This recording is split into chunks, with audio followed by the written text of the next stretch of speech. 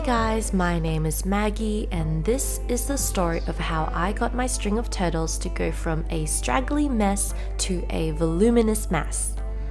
The Peperomia Prostrata is commonly called the string of turtles, and it's pretty easy to see why. It produces these round fleshy leaves that mimic miniature tortoise shells. The leaves are easily knocked off their delicate stems though, so make sure you handle your plant with care. They are known as a semi-succulent plant from the forests of Brazil. Unlike our common succulents from dry, arid regions, the string of turtles prefers warmer temperatures with higher humidities. Recreating an evenly moist soil that's neither soggy nor swampy is harder than it looks though, especially with those wispy, delicate stems that are prone to rotting if you water or mist yours too frequently. This is why keeping it in very chunky soil allows water to drain quickly through the substrate. The string of turtles grows best in a location that receives bright, indirect light throughout the entire day, but any harsh direct sunlight beams could burn those tortoiseshell leaves. Unfortunately, I repotted the plant in a pot that was too deep for its shallow root system.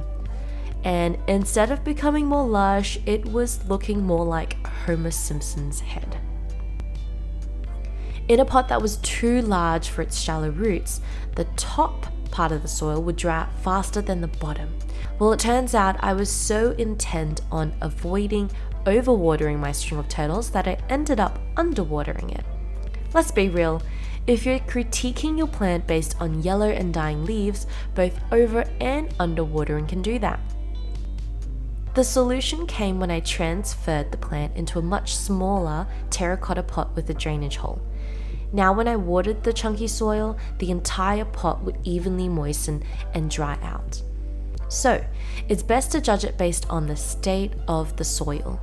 If it's soggy and swampy and the leaves are yellow or dying, you might be overwatering your plant. Therefore, try to water it only when the soil has dried out sufficiently, or give it a bit more bright indirect light to dry it out faster. If your soil is bone dry and the leaves are yellowing or dying, then you might be underwatering it like I was. To water the plant, drizzle room temperature tap water on top of the soil and allow it to drain through the pot completely. Watering thoroughly means that you should see a stream of water flowing out of its drainage hole when you pick it up.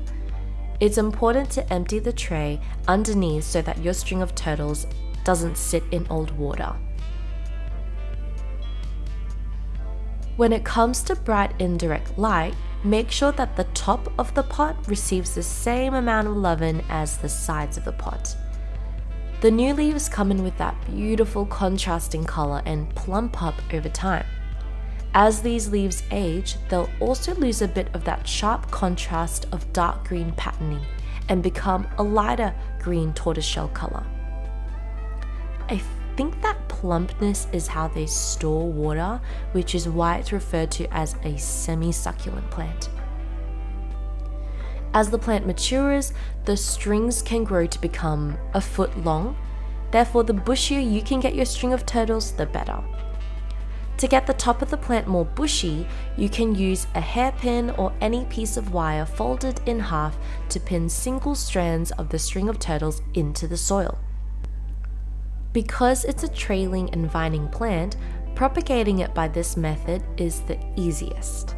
The roots will form from the nodes along the stem, so as long as the spot where the leaf grows from the stem, that section, that node, is in contact with the soil, it'll push out new strands eventually.